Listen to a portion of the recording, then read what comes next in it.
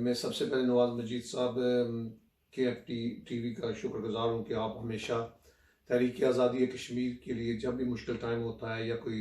ऐसा वाक़या होता है तो उसमें आपके तरफ से कंट्रीब्यूशन जो है, मैं समझता हूँ कि ये तहरीक आज़ादी कश्मीर की एक बहुत मामनत है। बहुत शुक्रिया। ये जो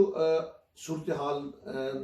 मोदी सरकार ने जो है ये मकबूजा कश्मीर के अंदर जो क्रिएट की है, और जिस तरह से मोदी सरकार ये सोचती है कि ये आया हम 2 यूनिट बना के तकसीम करके नक्शों में तब्दीली करके दुनिया की आंखों पे पट्टी बांधेंगे, तो मैं समझता हूँ नवाज मजीद साहब कि अगर ये 70 साल में जो है 7 लाख फौज लाकर कुछ नहीं कर सके, तो नक्शे तब्दील करने से जो है जहन तब्दील नहीं होंगे, नक्शे तब्दील करने से दिल तब्दील नहीं होंगे, नक्शे तब्दील करने से सोच नहीं बदलेगी। ये मोदी सरकार की सोच है। कश्मीरियों की सिर्फ सोच ये है कि वो क्या चाहते हैं, वो इस खित्ते में अमन चाहते हैं, वो क्या चाहते हैं, वो मोहब्बत और भाईचारे और अखुवत के साथ अपने उस खित्ते के अंदर जिंदा रहना चाहते हैं, वो जिंदा रहने का हक मांगते हैं, वो राइट ऑफ सेल्फ डिटर्मिनेशन की बात करते हैं। तो इसमें मैं समझता हूँ कि पूरी दुनिया के जो महज़ब कौम अपने आप को कहलवाती है, उनके मुंह पे ताले पड़े हुए हैं, उनके मुंह बंद हैं। वो क्यों नहीं अपने मफादात के ताले मुंह पे लगा के वो इंसानी हकूक की बात नहीं करते? क्या वजह है कि BBC जो है वो सिंगापुर में होने वाले जो जो मुजाहरे हैं उनको लाइव दिखाता है?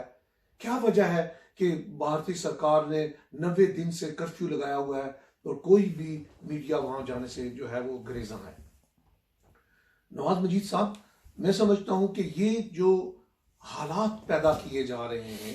इन हालात में अगर मोदी सरकार या भारत की सरकार ये समझती है कि तहरीक आज़ादी कश्मीर दम तोड़ देगी, तहरीक आज़ादी कश्मीर ख़त्म हो जाएगी, तहरीक आज़ादी कश्मीर को दबा लिया जाएगा, नक्शे तब्दील हो जाएंगे, तो फिर क्या हो जाएगा?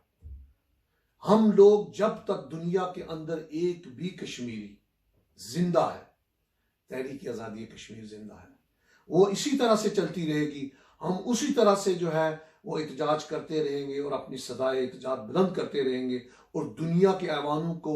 जो है वो दरवाजे खड़खड़ाते रहेंगे और उनके गरिबाओं को झंझोड़ते रहेंगे कि जागो जागो। क्यों इस दुनिया के अंदर एक जो फसाद जो कि बरतानवी हुकूमत ने पैदा किया था और उसका हल क्यों मुमकिन नहीं है? आज पूरी बरतानिया के अंदर हर जगह पे कश्मीरी कर्ब और अजियत की कैफियत में मुब्तला है। वो अपने बहन भाइयों के लिए जो है वो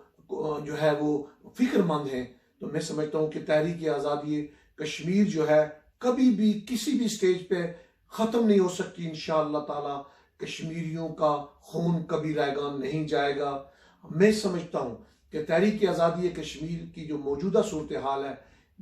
70 साल के अंदर पाकिस्तान की जितनी भी जो हुकूमतें आई हैं, मैं समझता हूँ एक तहरीक आज़ादी कश्मीर का अदना सा तालिब इल्म होने की हैसियत से, एक अदना सा कारकुन होने की हैसियत से, कि कदरे बेहतर इसमें हमें जो है तहरीक आज़ादी कश्मीर के हवाले से नजर आया, जिसके लिए मैं समझता हूँ कि मैं बुग्ज़ नहीं रखना चाहता कि मैं तहरीक आज़ादी कश्मीर में इनका शुक्रिया अदा करना चाहता हूँ, मौजूदा हुकूमत का, इमरान खान का। और हम कश्मीरी उम्मीद करते हैं, ज़बानी जमा खर्च के हवाले से नहीं है कि अगर कश्मीरियों को सिर्फ ये कह दिया जाए कि तुम आगे बढ़ो लड़ो, और जब कश्मीरी उठ खड़े हों तो पीछे कुछ भी नजर ना आए और कोई बंदा भी जो है वहां मौजूद ना हो। नवाज मजीद साहब, ये आपका बहुत अहम सवाल है कि बेस कैंप आज़ादी का जो बेस कैंप है तहरीक आज़ादी कश्मीर का, जिसका मकसद ये था कि तहरीक आज़ादी कश्मीर को एक सिंध की तरफ चलाना। और मैं समझता हूँ कि जो लोग इस वक्त हमारे आज़ाद कश्मीर के लोग हैं, उन्हें उठ खड़ा होना चाहिए, फारूक हैदर साहब को उठ खड़ा होना चाहिए और उनके पीछे तमाम कश्मीरियों को लाइन ऑफ कंट्रोल की तरफ जाना चाहिए और पूरी दुनिया को यह पैगाम देना चाहिए कि कश्मीरी क्या चाहते हैं, आज़ादी, आज़ादी और सिर्फ आज़ादी। नवाज साहब, ये तो 70 साल से हम हुकूमत पाकिस्तान से रिक्वेस्ट करते हुए आ रहे हैं कि हमारा मुतालबा ये है कि आज़ाद कश्मीर की गवर्नमेंट को रिकॉग्नाइज किया जाए। जो सोच फिक्र मकबूल बट शहीद ने, KH खुर्शीद साहब ने और इन लोगों ने दी थी कि जब तक आज़ाद कश्मीर की गवर्नमेंट को गवर्नमेंट ऑफ पाकिस्तान एक्सेप्ट करे, अप्रूव करे कि ये एक गवर्नमेंट है, एक सोवरेन गवर्नमेंट है और उसके पास अख्तियारात होने चाहिए। फिर कश्मीरी पूरी दुनिया के अंदर जाएंगे अपने वजीर आजम को लेकर और वहां पर धंधा धंधा धंधा करेंगे कि ये हम लोग हैं, हम आज़ादी चाहते हैं। और मैं समझता हूँ कि ये रोल बनता है हुकूमत पाकिस्तान का कि वो फैसिलिटेट करे, आज़ाद कश्मीर की गवर्नमेंट को एक्सेप्ट करे और उन्हें ये इख्तियार दे कि वो अपना मुकदमा दुनिया के ऐवानों में जाकर खुद लड़े और पाकिस्तान उनकी इखलाकी और सफारती हमायत करे। ना कि पाकिस्तान जब भी इसका एक जो है वो एक जो कंसर्निंग